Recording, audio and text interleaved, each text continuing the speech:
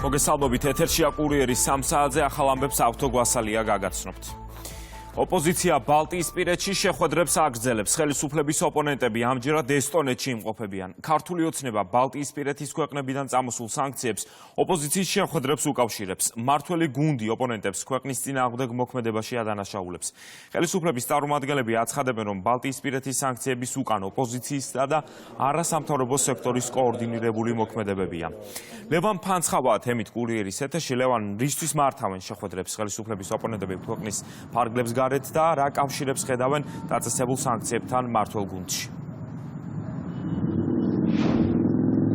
დიახ, ლატვიის შემდეგ ესტონეთი ოპოზიციის წარმომადგენლები უკვე რამდენიმე დღეა შეხვედრებს მართავენ ბალტიისპირეთის ქვეყნებში, საიდანაც სწორედ რამდენიმე დღის წინ დაწესდა სანქციებიც კონკრეტული პირების მიმართ, საუბარია პოლიტიკოსებზე, სამართალდამცველებსა და მოსამართლეებზე. მმართველი გუნდის წევრები აცხადებენ, რომ პოლიტიკაში მსგავსი ტიპის დამთხოვები არ არსებობს და ამ სანქციების შემუშავების პროცესში ჩართული იყო როგორც კონკრეტული არასამთავრობო ორგანიზაციების წარმომადგენლები, ასევე ოპოზიციონერი ლიდერებიც. ხელისუფლების წევრები ამბობენ იმასაც, რომ კონკრეტული ქვეყნების ხელისუფლებებსა და ქართულ ოპოზიციას შორის არსებობს საერთო ინტერესი და ეს ინტერესი ჩვენი ქვეყნის ინტერესებს აზიანებს.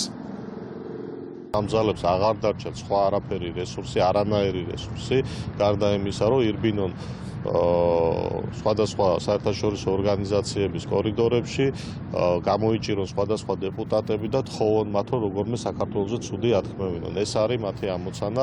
ახლაც ვნახეთ, რომ წასულები არიან ბალტიისპირეთის ქვეყნებში და იქიდან მოდის რაღაც გაურკვეველი სანქციები. საფუძვლად ერთ-ერთ შემთხვევაში ყველაზე აბსურდულია რაც იყო ლაშა ტალახაძის მიმართ, რომელსაც მთელი მსოფლიო პატივისცემს, სამგზის ოლიმპიური ჩემპიონია და ამბობენ, რომ ის გამოირჩევა აგრესიულობით. აი, ესეთი წარმოუდგენელ აბსურდში ვართ უკვე გადასული ამ ბოლო პერიოდში, რაც თვალნათლივ მიუთითებს იმაზე, რომ განსაკუთრებით ბალტიის ქვეყნებში მათი ასე ვთქვათ სახელმწიფოს წარმომადგენლები უკვე რაღაც სხვა პარალელურ რეალობაში ცხოვრობენ და ვერ აღიქვამენ თუ რა ხდება რეალურად მსოფლიოში. მოვა დრო და ეს ყველა სანქცია ისევე გაუქმდება, ისეთივე სიმარტივით, როგორც იქნა გავრცელებული. არის ისეთი მცდელობა, რომ ჩვენგენ გადმოიტანონ, ასე ვთქვათ, ყურადღება, როგორმე საქართველოს თავს მოახვიონ ომი იმისათვის, რომ თვითონ გადარჩნენ და ეს არის უღირსი ნაბიჯი მათი მხრიდან და ამას ისტორია ყველაფერს თავის საკათრის პასუხს გასცემს და ყველაფერს თავის სახელი დაეთმობა.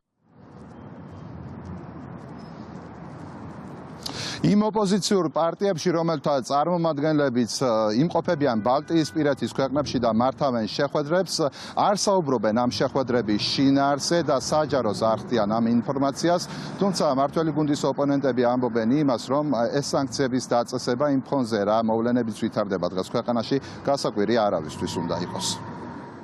სახეზე როდესაც გვაქვს არა მხოლოდ ბალტიისპირეთის სანქციები, არამედ მათ შორის ბრიტანული, ამერიკული და სხვა ევროპული ქვეყნების, ეს რა თქმა უნდა ვერ ხსნის იმას, რომ ვიღაც სხვა არის ამაში ბრალდებული. ესეც მორიგი პროპაგანდისტული ხაზია, ამით უფრო მაშინ, როდესაც ბალტიისპირეთის სანქციები იყო მთავარი, ასე ვთქვათ, მამოძრავებელი ძალა ინდივიდუალური სანქციების ევროკავშირის წევრი ქვეყნების მხრიდან და მათ იციან, რომ ამას დომინოს ეფექტი კვლავ ექნება მეორე ეტაპ სანქციების და ამიტომაც არის შეტევა მხოლოდ ამ სამ ქვეყანაზე.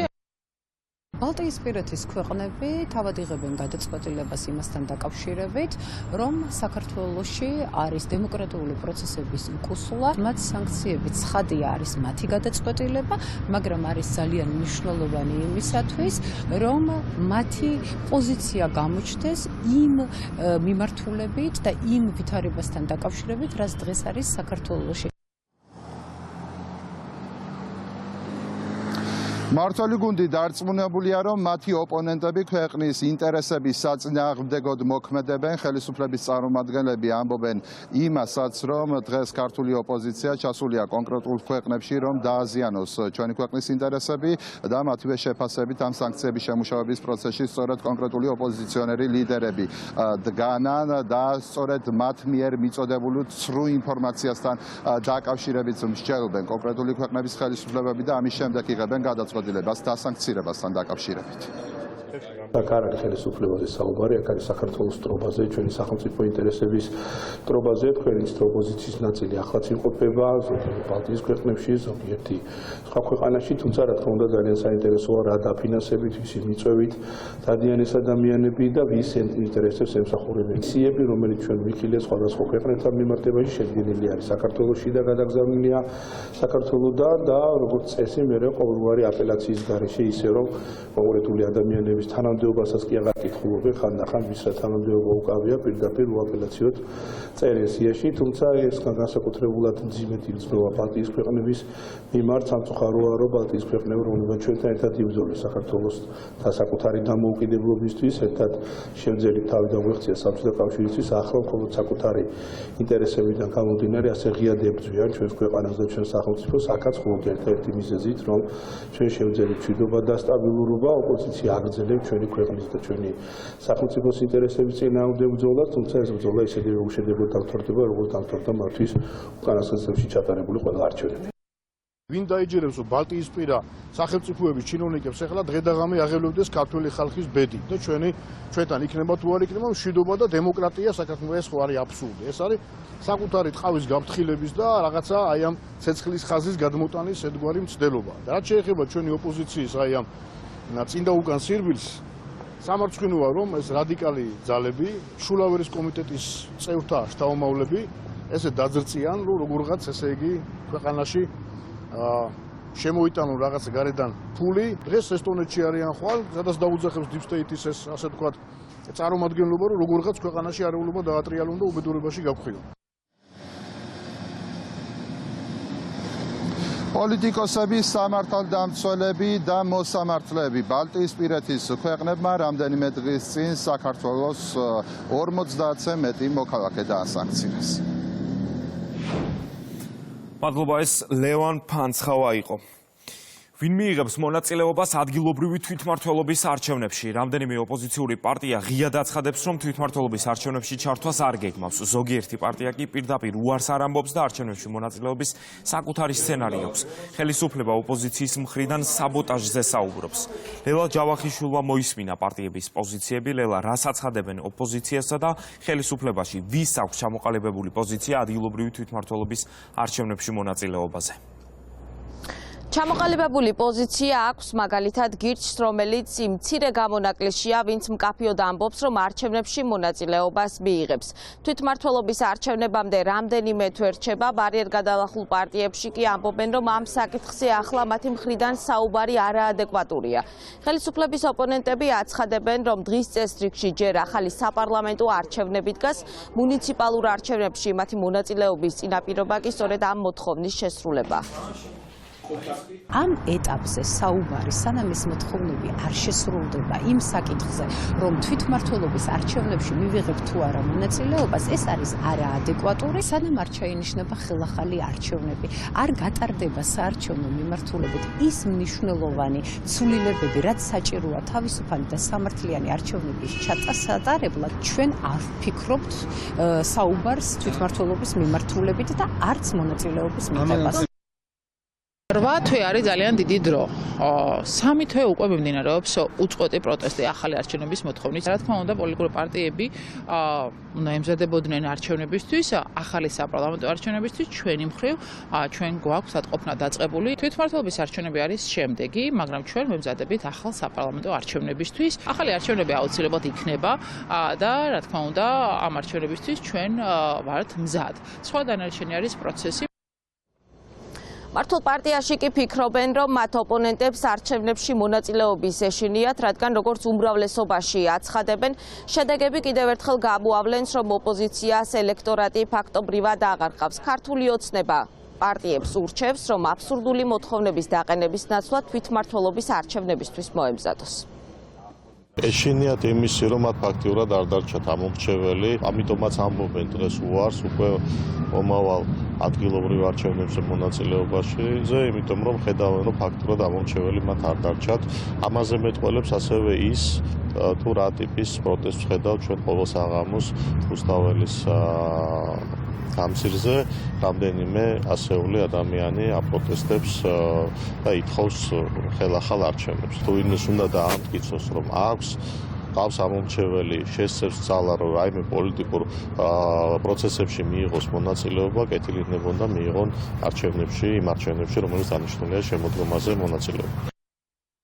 ისინი ხვდებიან, რომ თავისივე თამაში არიან გახლართულები, პარლამენტის მუშაობაში მონაწილეობას არ იღებენ, მთლიანად გამარგინალიზირებულები არიან ისინი თავიანთი ამომრჩევლის თვალშიც და ისინი გრძნობენ, რომ მათ აქვს ნულოვანი შანსი გამარჯვების კი არა, რაღაცა პატარა წარმატების მიღწევისაც და შესაბამისად ეხლა ცდილობენ, რომ თითქოს ეს ყველაფერი გადააბრალონ იმას, რომ რაღაცა არჩევნები არ იყო საპარლამენტო ჩატარებული მაღალ დონეზე და მაქედან გამომდინარე რა აზრი აქვს თვითმმართველობის არჩევნებს. დღემდე ერთი მტკიცებულება ვერავინ ვერაფერზე ვერ დადო. ზღაპრებს რომ ყვებოდნენ, რაც უფრო მალე გამოვა ოპოზიცია ამ ილუზიიდან, მათთვის არის უკეთესი. საარჩევნო კოდექსის მიხედვით თვითმმართველობის არჩევნები 4 წელიწადში ერთხელ ტარდება. წელს უწევს არჩევნების ჩატარება, უკვე ოქტომბრის თვეში იგეგმება სავარაუდოდ ახალი არჩევნების ჩატარება. მადლობა ლელა ჯავახიშვილი საუბრობდა კურიერის პირდაპირ ეთერში. შვედეთის საგარეო საქმეთა სამინისტრომ საქართველოში პროტესტის მე-100 დღესთან დაკავშირებით პოსტი გამოაქვეყნა. სამინისტრო მხარდაჭერას უცხადებს მომიტინგეებს. დღეს საქართველოში პროტესტის მე-100 დღეა მიუხედავად ძალადობისა, დაპატიმრებებისა და ახალი საკანონმდებლო შეზღუდვებისა. შვედეთი აგრძელებს ყველა ქართველის უფლების მხარდაჭერას, რომ ჰქონდეთ გამოხატვისა და მშვიდობიანად შეკრების თავისუფლება. საქართველოს ხელისუფლებამ დაუყოვნებლივ უნდა გადადგას ნაბიჯები, რათა ამ კრიზისიდან გამოსავალი იპოვოს და ადამიანის უფლებების პატივისცემა უზრუნველყოს. ნათქვამია შვედეთის საგარეო საქმეთა სამინისტროს განცხადებაში. შვედეთის საგარეო საქმეთა სამინისტროს პოსტს შეფასებები მოჰყვა თბილისში. ლიკა ალელიშვილი გაგვაცნობს, რა შეფასებებს აკეთებენ ქართულ პოლიტიკურ სპექტრში. ავთო დაუწყება ოპოზიციის წარმომადგენელთა შეფასებით, ისინი მიესალმებიან შვედეთის საგარეო საქმეთა სამინისტროს მიერ გავრცელებულ განცხადებას. პარალელურად ოპოზიციის წარმომადგენლები აცხადებენ, რომ შვედეთი ისევე როგორც ის ქვეყნები, რომლებიც ავრცელებენ საპროტესტო აქციებში მონაწილეების მხარდამჭერ განცხადებებს, საქართველოს მეგობრები არიან და ზრუნავენ სწორედ აქციაში მონაწილეთა ბედზე. საქართველოს დემოკრატიული განვითარება და ქვეყნის ევროპული მომავალი არის კონსტიტუციით გამომდინარე საშინაო და საგარეო კურსი და ჩვენ გვაქვს სტრატეგიული პარტნიორობა, ისევე როგორც პარტნიორების შეთანხმებები ევროპულ ქვეყნებთან გაფორმებული. შესაბამისად ბუნებრივია, რომ იმ კონსტიტუციურ პრინციპს და სახალხო პროტესტს, რომელიც ამ კონსტიტუციაში ქვეყნის დასატოვებლად არის მიზანმიმართული, აქვს მხარდაჭერა ჩვენი დასავლელი პარტნიორების მხრიდან. ის ქვეყნები და იმ ქვეყნების ლიდერები, რომლებიც აკეთებენ განცხადებებს ადამიანის უფლებების დარღვევის ფაქტებთან დაკავშირებით, ესენი არიან ჩვენი ქვეყნის გულშემატკივრები. ჩვენ მხარდაჭერას ქართველი ხალხის მხრიდან გრძნობთ პირველ რიგში, ქართველი ხალხი დგას ქუჩაში, მაგრამ ამავდროულად ძალიან მნიშვნელოვანია საერთაშორისო მხრიდან მხარდაჭერა. სახელისუფლებო პარტია კი შვედეთის საგარეო საქმეთა სამინისტროს მიერ გავრცელებულ განცხადებაში საქართველოს შიდა საქმეებში ჩარევას ხედავს და ასევე მცდელობას, რომ წაახალისოს ძალადობრივი აქციები. ეს არის სწორედ მმართველი გუნდის წარმომადგენლების შეფასება. პარალელურად ქართულ ოცნებაში ამბობენ, რომ შვედეთის საგარეო საქმეთა სამინისტროს მიერ გავრცელებული განცხადება deep state-ის დავალებაა. დავიწყოთ იქიდან, რომ არანაირი კრიზისი დღეს საქართველოში არ არის. არ ვიცი შვედეთის საგარეო საქმეთა სამინისტრო თუ ის პირები, ვინც უშუალოდ აძლევენ დავალებებს, მათ ამ შემთხვევაში მხედველობაში მყავს deep state და მისი ესე ვთქვათ წარმომადგენლები, რას გულისხმობენ კრიზისში. ჩვენ ვხედავთ, რომ სახელმწიფოში ყველა ინსტიტუტი გამართულად მუშაობს.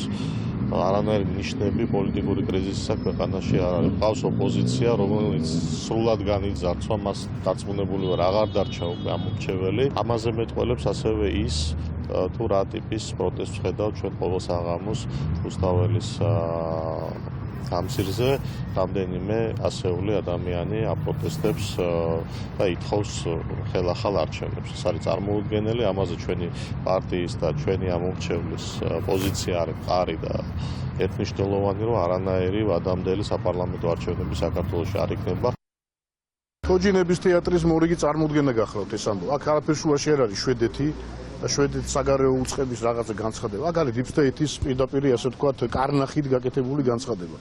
Deep State-ი რასაც უკარნახებს, იმას აღჟღერებენ, იმას საუბრობენ, რომ როგორღაც ესე იგი ჩვენს ქვეყანაში გაიხსნას მეორე ფრონტი, მოხდეს არეულობა, ქვეყანა გაეხვეს ამ უბედურებაში და როგორღაც გადმოვიდეს ეს რაღაცა ცეცხლის ხაზი ჩვენსკენ, მაგრამ ჩვენი მოსახლეობის პოზიცია არის ურყევი მტკიცე და საზოგადოება ძალიან კარგად აფასებს ჩვენი ხელისუფლების ძალისხმევას, რომ შენარჩუნებული იქნას მშვიდობა. მთელი ამ ხნის მანძილზე ჩვენ მოვახერხეთ ძალიან ბევრი ბულინგის მიუხედავად, ძალიან ბევრი ზეწოლის მიუხედავად ჩვენი ხალხისთვის შეგვენარჩუნებინა მშვიდობა და საზოგადოება განვითარებული იყო მშვიდ გარემოში და ეს ასეც იქნება. შვედეთის საგარეო საქმეთა სამინისტრომ განცხადება საქართველოში მიმდინარე პროტესტების მე-100 დღესთან დაკავშირებით გაავრცელა.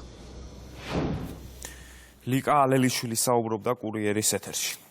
ჭიათურაში მიწისქვეშა სამუშაოები აღარ განახლდება. გადაწყვეტილება ჭიათურა მენეჯმენტ კომპანიამ ჯორჯიან მანგანესთან შეთანხმებით მიიღო. კომპანიის დირექტორი მაქსიმ მაზურენკო გავრცელებულ განცხადებაში სამუშაოების გაჩერების რამდენიმე მიზეზს ასახელებს. ავტორიტეტული აუდიტორის დასკვნით ჭიათურაში მადნის მიწისქვეშა მოპოვება წამგებიანია. კომპანიის ფინანსური მდგომარეობა კი განსაკუთრებით დაამძიმა მაღაროების პარალიზებამ.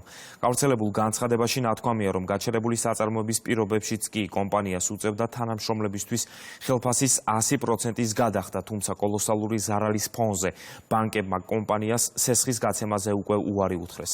განცხადების მიხედვით კომპანიამ დამატებით უნდა მოიზიდოს ფულადი სახსრები დასაქმებულთათვის კომპენსაციების გასაცემად.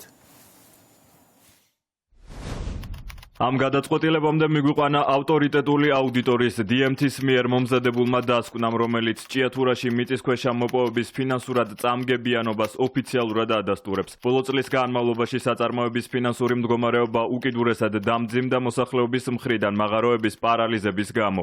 გაჩერებული საწარმოების პირობებშიც კი გვიწევდა თანამშრომლებისთვის ხელფასის 100% გადაგვეხადა. ამ დროის განმავლობაში ხელფასებს ვიხდიდით მოძიებული სესხებით. ეს თანხა ჯამში 83 მილიონამდე ლარს შეადგენს. სწორედ ამ ყველაფერმა მიგვიყვანა კოლოსალურ ზარალამდე, რასაც დაემატა ის, რომ ბანკებმა ახალი სესხების გაცემაზე უკვე უარი გვითხრეს. ეს გახდა მთავარი ფაქტორი, რის გამოც ხელფასების გაცემა ვერ მოვახერხეთ. მინდა განმარტო, რომ CMC პასუხისმგებელი იყო ჭიათურის საწარმოების მართვაზე და მოპოვების თვითღირებულების შემცირებაზე. ამ მიზნების მისაღწევად ჩვენი მხრიდან ახალი ტექნოლოგიების დანერგვის მცდელობასთან დაერთო სოციალური წინააღმდეგობა და შუქრუთის მოსახლეობის მხრიდან მასშტაბური საპროტესტო გამოსვლები, რის გამოც გასული წლის ნოემბრიდან წარმოების სრული გაჩერება მოგვიწია. მამუკა ხაზარაძის განცხადება დისკუსიის საგანია. კოალიცია ძლიერი საქართველოს ლიდერი აცხადებს, რომ ამერიკის შეერთებულ შტატებში სენატორების ორპარტიულმა ჯგუფმა წარადგინა კანონპროექტი, რომელიც მიზნად ისახავს ჩინეთის მიერ მსოფლიო სტრატეგიულ პორტებზე კონტროლის მონიტორინგს და წინააღმდეგობის გაწევას. მისივე თქმით, ამ ფონზე ქართული ოცნება ანაკლიას ჩინელებს აძლევს, სპორტის პროექტში კი უნდა დაბრუნდნენ ამერიკელი კომპანიები. მამუკა ხაზარაძის განცხადებები სახელმწიფო პარტიისთვის ქვეყნის ინტერესების მიზანმიმართული დაზიანების მცდელობაა. ქართულ ოცნებაში ამბობენ, რომ მამუკა ხაზარაძე არა საკუთარი, არამედ უცხო ქვეყნის ინტერესებიდან გამომდინარე მოქმედებს. საჭირო არის გათვალისწინებული იყოს ცხადია საქართველოს ინტერესი, საჭირო არის რომ ძირითადი აქცენტი გაკეთდეს დასავლურ ინვესტიციაზე, მით უმეტეს როდესაც ამ ქვეყნიდან გააძევეს და ექსპროპრიაცია გაუკეთეს ამერიკელ ინვესტორებს და საჭირო არის ცენტრალური აზიის წიაღისეული საქართველოს გავლით, ანაკლიის პორტის, ქალაქი ანაკლიის გავლით გავიდეს უკვე დასავლურ ბაზრებზე. დასავლური ბაზრების ათვისება, ცენტრალური აზიის დამაკავშირებელი ხიდობა არის ჩვენი ქვეყნისთვის მნიშვნელოვანი. მან წააგო ის დავა სახელმწიფოსთან ასანაზღაურებელია იურიდიული მომსახურების ხარჯები სახელმწიფოსთვის, მას არანაირი კავშირი დღეს ანაკლის პორტთან არ აქვს. რაც შეეხება მის მოსაზრებას, ეგ მისი მოსაზრება, რომელიც არ ემყარება არანაირ საღაზრს, ეს არის მისი სურვილი და კიდევ ერთხელ მეტყველებს იმაზე, რომ მისთვის მნიშვნელოვანი გარეძალების ინტერესია, სხვა ქვეყნის ინტერესია, ვიდრე საქართველოს ინტერესი.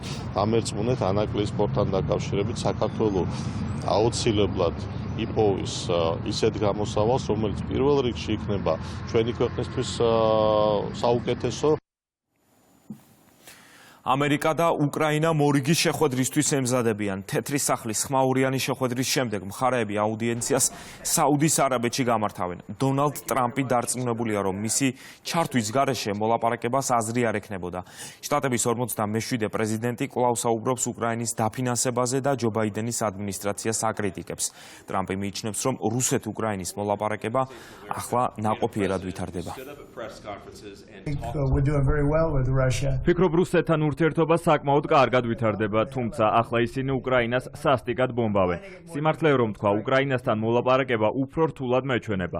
მათ ხელში ძლიერი კოზირები არ აქვთ. როგორც იცით, მომავალ კვირას ან ცოტა მოგვიანებით საუდის არაბეთში შევხვდებით და განვიხილავთ სიტუაციას. მე მგონია საბოლოო შეთანხმების მიღწევა რუსეთთან შეიძლება უფრო გამარტივდეს, რაც გასაკვირია, რადგან ძალაუფლება მათ ხელშია. ისინი ახლა უკრაინას დაუნდობლად უდევენ. მე გავაკეთე განცხადება.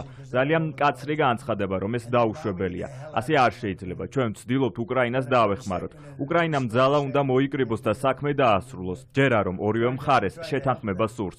ჩემი პრეზიდენტობის გარეშე ამ ომს გადაწყვეტის არანაირი შესაძლებლობა არ ექნებოდა. აბსოლუტურად ნული. ახლა კი ამას შევძლებთ. ფიქრობ, ომის დასრულება რუსეთსაც უნდა და უკრაინასაც. ისინი ყოველ კვირას საშუალოდ 2000 ჯარისკაცს კარგავენ. ეს ხალხის ტექნიკისა და ეროვნული სიმდიდრის განადგურების მანქანაა. ასევე მსურს შევაჩეროთ შეერთებული შტატების ეს გიგანტური ფინანსური ტრანზაქციები. ბაიდენმა ფული ისე გაანიავა, თითქოს წყალი იყო და არაფერი მიუღია სანაცვლოდ. ევროპამ სესხის სახით გასცა და თავის ფულს დაიბრუნებს. ჩვენ კი ვერა. ასე წარმოიშვა იშვიათი წიაღისეულის შეთანხმება. დავამატებ, რომ პრეზიდენტს ჰქონდა საუბრები და მიიღო სტუმრები. საფრანგეთის პრეზიდენტი მაკრონი, გაერთიანებული სამეფოს პრემიერ-მინისტრი სტარმერი. მომავალ კვირას ნატოს გენერალური მდივანი ჩამოდის. გვაქვს შეხვედრა თქვენთან, უკრაინელებთან. ჩვენ უკვე ჰქონდა შეხვედრა რუსებთან. ეს ყველაფერი პრეზიდენტის მუშაობის პირველ თვეში მოხდა, მისი ხელმძღვანელობით. ჩვენ აქტიურად ჩავერთვებით შუამავლურ დიპლომატიაში და გამოვიყენებთ მის ავტორიტეტსა და გავლენას, რათა ორივე მხარე მშვიდობის მაგიდასთან მივიდეს. ეს მარტივი არ იქნება. ვოლოდიმირ ზელენსკი აცხადებს, რომ მას მშვიდობა სურს. უკრაინის პრეზიდენტი აცხადებს, რომ ქვეყანა კონსტრუქციულად არის განწყობილი, თუმცა რუსეთი უკრაინის ქალაქებს ბომბავს. ვოლოდიმირ ზელენსკის აქვს მოლოდინი, რომ საფრანგეთი უკრაინის დახმარებას დააჩქარებს. Сьогодні увесь день მთელი დღის განმავლობაში მიმდინარეობს ყველაზე ინტენსიური მუშაობა პრეზიდენტ ტრამპის გუნდთან სხვადასხვა დონეზე. მიზანი ნათელია, მშვიდობა რაც შეიძლება მალე, უსაფრთხოება რაც შეიძლება საიმედოდ.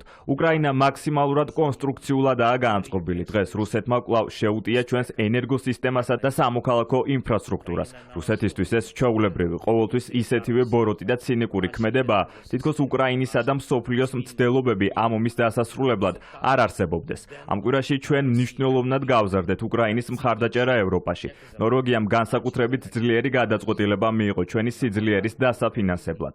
წლევანდელი დახმარების გამოცხადებული მოცულობა 7.7 მილიარდ დოლარამდე გაიზარდა. უმეტესი ნაწილი უკრაინაში იარაღის წარმოებას მოხმარდება. ველოდებით, რომ საფრანგეთი დააჩქარებს უსაფრთხოების დახმარებას. ნიდერლანდები მზადაა 700 მილიონი ევრო ჩადოს დრონების წარმოებაში. ბალტიისპირელმა მეგობრებმა ახალი გადაწყვეტილებები მიიღეს მხარდაჭერასთან დაკავშირებით.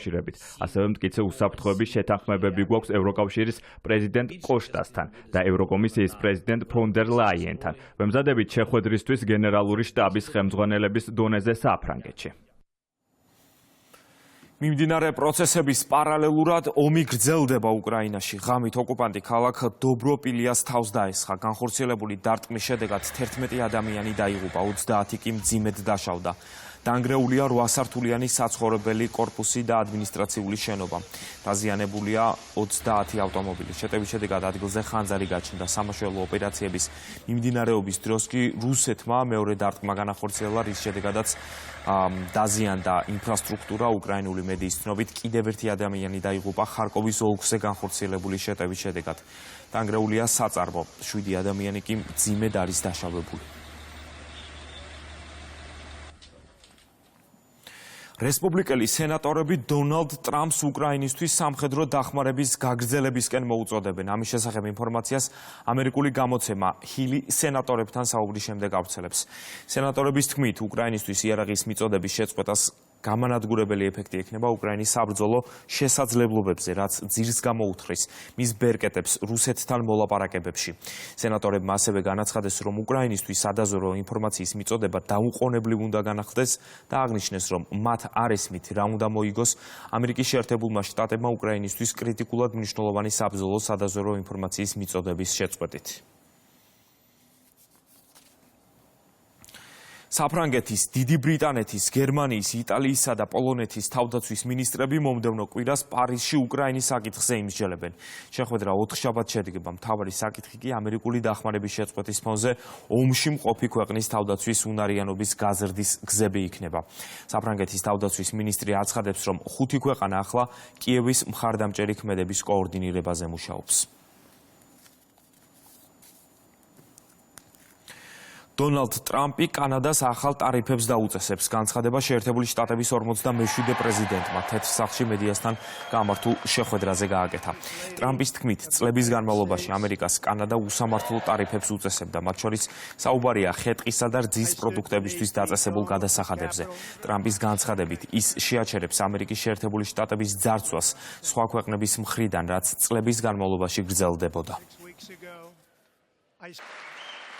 კანადა წლების განმავლობაში გვძარცვავდა ტარიფებით ხე-ტყეზე და რძის პროდუქტებზე 250%-ით. არავინ საუბრობს ამ 250-იან ტარიფზე, რომელიც ჩვენს ფერმერებს აზარალებს. ეს აღარ გაგრძელდება. ჩვენ ვაპირებთ მათ იგივე ტარიფით შევხვდებით, თუ არ შეამცირებენ მას. შეიძლება ეს დღესვე გავაკეთოთ, ან ორშაბათს თუ სამშაბათამდე დააველოდოთ, მაგრამ ეს არის ჩვენი გეგმა. ეს არასოდეს ყოფილა სამართლიანი. კანადა ჩვენს ფერმერებს ცუდად მოექცა. ჩვენი ქვეყანა ყველასგან იყო გაძარცვული, ახლა ეს შეწყდება. ეკონომიკური, ფინანსური და სავაჭრო თვალსაზრისით გვძარცვავდა კანადა, მექსიკა და სია უსასრულოდ გრძელდება. ინდოეთი გვიწესებს უზარმაზარ ტარიფებს, უზარმაზარს. იქ თითქმის ვერაფერს ვყიდით, ეს არის შეზღუდვა. ეძებენ ერთ-ერთ უდიდეს ჩიპების ქარხანას მსოფლიოში, ძირითადად არიზონაში. ევროპის საბჭოს მინისტრთა კომიტეტი საქართველოს ხელისუფლებას მოუწოდებს გააუქმოს ოჯახური ღირებულებებისა და არასრულწლოვნის დაცვის შესახებ კანონი. კომიტეტმა საქართველოს წინააღმდეგ იდენტობის საქმეების ჯგუფის აღსრულების პროგრესი შეაფასა. კომიტეტის შეფასებით კანონის მიღება უკან გადადგმული ნაბიჯია და საქართველოს მიერ ევროპული სასამართლოს გადაწყვეტილებების შესრულებას სერიოზული კითხვის ნიშნის ქვეშ აყენებს.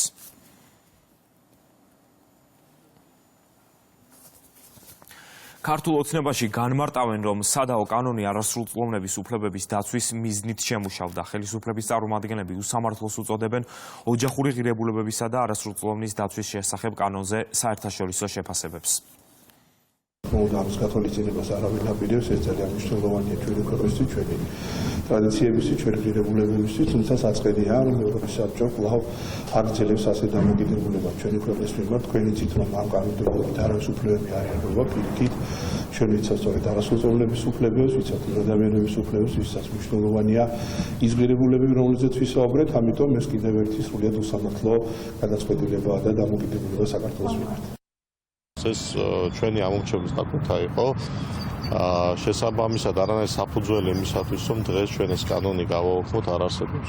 მეტიც ჩვენ ვხედავთ, როგორ შეიცვალა პოლიტიკა ამერიკის შეერთებულ შტატებში 5 ნოემბრის არჩევნების შემდგომ და უშუალოდ პრეზიდენტ ტრამპის ინაუგურაციის შემდგომ. იქიდან გამომდინარე, ჩვენ ვხედავთ, რომ მსოფლიო ნელ-ნელა უბრუნდება იმ ღირებულებებს, რაზეც იდგა ევროპა, რაზეც დგას მთელი დასავლეთი და იმედია, რომ ევროპაც ადრე თუ გვიან და იმედი მაქვს ძალიან მალე დაუბრუნდება სწორედ იმ ღირებულებებს, რისთვისაც საქართველოს მიიღწვის ევროპისკენ.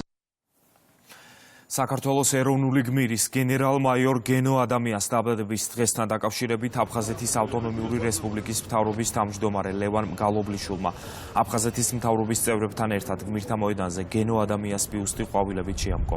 ასევე პატივი მიაგეს საქართველოს ტერიტორიული მთლიანობისთვის დაღუპული გმირების ხსოვნას.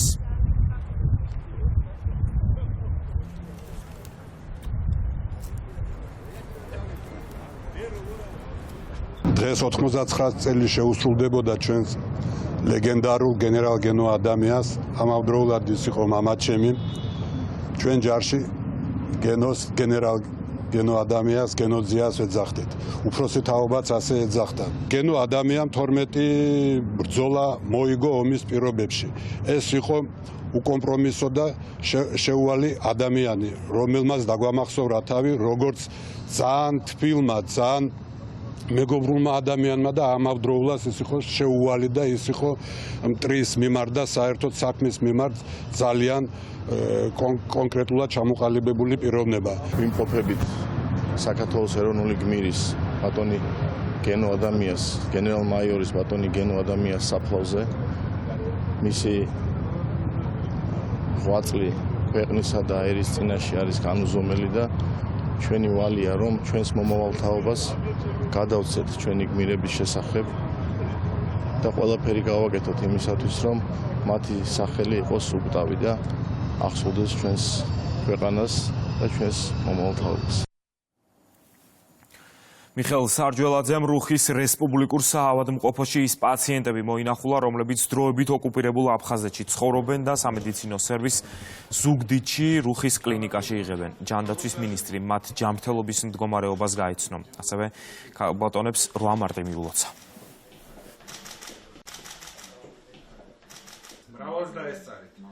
მქონდა პატივი რომ დღეს რუხის კლინიკაში მიმელოცა რამდენიმე ადამიანისთვის, რომელიც აფხაზეთიდან გახლავთ და რომელიც აქ მკურნალობს. ასეთ რამდენიმე ქალბატონს მიულოცეთ 8 მარტი და უსურვეთ გარდა იმისა, რომ მტკიცე ჯანმრთელობა ქონოდეთ, დღეგრძელობა ქონოდეთ მალე შესაძლებლობა, როდესაც ყოველგვარი სირთულის გარეშე ისინი შეძლებენ მთელ საქართველოსთან დაკავშირებას და მთელი საქართველოს შეძლებს აფხაზეთთან დაკავშირებას. ვარ აფხაზეთიდან გავიდან და აი ძალიან კმაყოფილი ვარ, ის 3 მარტს გადმომიყვანეს ღვიან ღამე.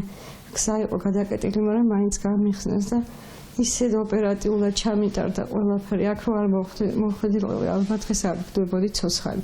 ყველა ექიმი, ყველა მედ პერსონალმა ისეთი ჩამიტარეს, რომ ღმერთს მადლობა, რომ დღეს გადავჭი და ვარ აი 100%-იანი კმაყოფილი აქაურობით. საგანგებო სიტუაციების კოორდინაციისა და გადაუდებელი დახმარების ცენტრის თანამშრომლებს ჯანდაცვის მინისტრმა 8 მარტი მიულოცა. მიხეილ სარჯველაძემ სასწრაფო დახმარების თანამშრომლებს მოქალაქეთა სიცოცხლისა და ჯანმრთელობის სადარაჯოზე ყოფნისთვის მადლობა გადაუხადა. მინდა 8 მარტი მიულოცო ყველა ქალბატონს, რომელიც მუშაობს იმ მეტად მნიშვნელოვან საქმეზე, რასაც ქვია ჩვენი მოქალაქეების მხარდაჭერა, როდესაც მათ სასწრაფო სამედიცინო დახმარება ესაჭიროებათ. თითოეულ ამ გმირ ქალბატონს მე მინდა მიულოცო, უსურვო ძალიან ბევრი წარმატება, სიკეთე, ბედნიერება და ჯანმრთელობა, რაც ყველაზე მეტად მნიშვნელოვანია. მადლობა გადაუხადეთ მათ არნახული შრომისათვის, რომელთაც მათ აი 1 კვირის 10 დღის განმავლობაში იმერეთსა თუ გურიაში უწევდათ 112-ს ურთულეს პირობებში მუშაობა და პრაქტიკულად შეძლეს და ყველა გამოძახეს ჩვენი მოსახლეობისას შეეცადენ და დროულად უპასუხეს. გვესტუმრა მინისტრი, რამაც ძალიან გაგვახარა, ჩვენთვის ძალიან მნიშვნელოვანია ყურადღება, მით უმეტეს 8 მარტოთ ძალიან გაგვიხარდა ქალბატონებს, უღრმესი მადლობა მას ამისთვის. შინაგან საქმეთა სამინისტროს საპატრულო პოლიციის დეპარტამენტის თანამშრომლებმა ქალბატონებს 8 მარტი მიულოცეს და ყვავილების თაიგულები გადასცეს. ხალხთა საერთაშორისო დღისადმი მიძღვნილი აქცია მთელი ქვეყნის მასშტაბით გაიმართა. უსაფრთხო მგზავრობას გისურვებთ. კარგად ზანდებოდეთ მშვიდობიანი დღე. შინაგან საქმეთა სამინისტროს სახელით გილოცავთ 8 მარტს. მშვიდობიან მგზავრობას გისურვებთ ქალბატონო.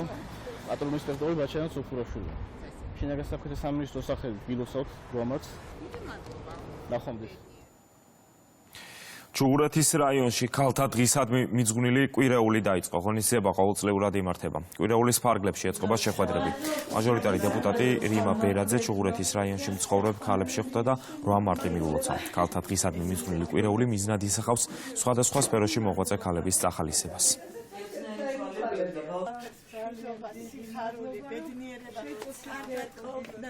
სიხარული, გამარჯგილოცარი ამ ტელევიზორში ხშირად უყურებთ ხოლმე. მინდა დღევანდელი დღე მიულოცოს სრულიად საქართველოს ყველა ქალბატონს, დედას, ბებიას, ახალგაზრდა დედას, ყველა იმ დედას, ვისაც დღეს შვილი შეეძინა და ჩვენ ერთ-ერთ ასეთ ოჯახში ვიმყოფებოდი დღეს. ეს კვირეული დაწყებულია 3 მარტიდან დედის დღესთან დაკავშირებით და ვცდილობთ, რომ ყველა ოჯახში მივიდეთ, ყველა ქალს მოვეფეროთ, დაახლოებით 500-მდე ქალბატონთან ვიყავით და გამოხატეთ ჩვენი დამოკიდებულება, სითბოს სიყვარული და 25 მარტს გვექნება შემაჯამებელი ღონისძიება ზოგადად კვირეულის ფარგლებში. სრულიად საქართველოს ქალბატონებს მიულოცავთ დღევანდელ დღეს, მრავლას დაესწარით, ბევრი წარმატებული წელი მომელოცოს და უღრმესი მადლობა ქალბატონ რიმას.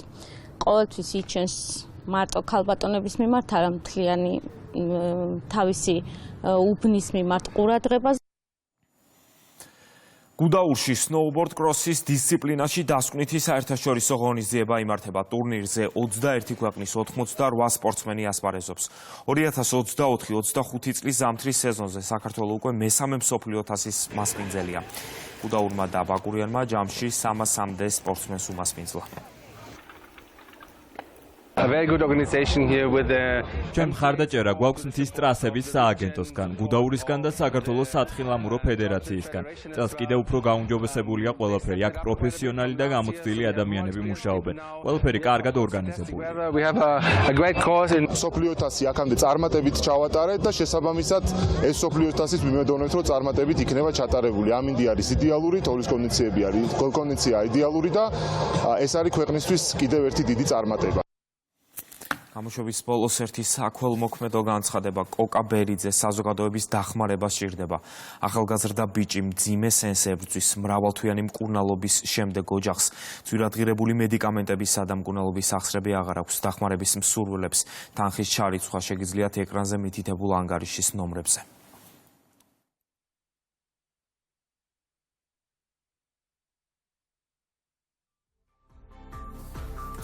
ასეთი იყო ახალი ამბები ამ დროისთვის. კურიერი პირდაპირ ეთერში 6 საათზე დაბრუნდება. დღის ყველა მნიშვნელოვან ამბავს კი გაიცნობთ ვებგვერდზე rustaveli.gi. დროებით.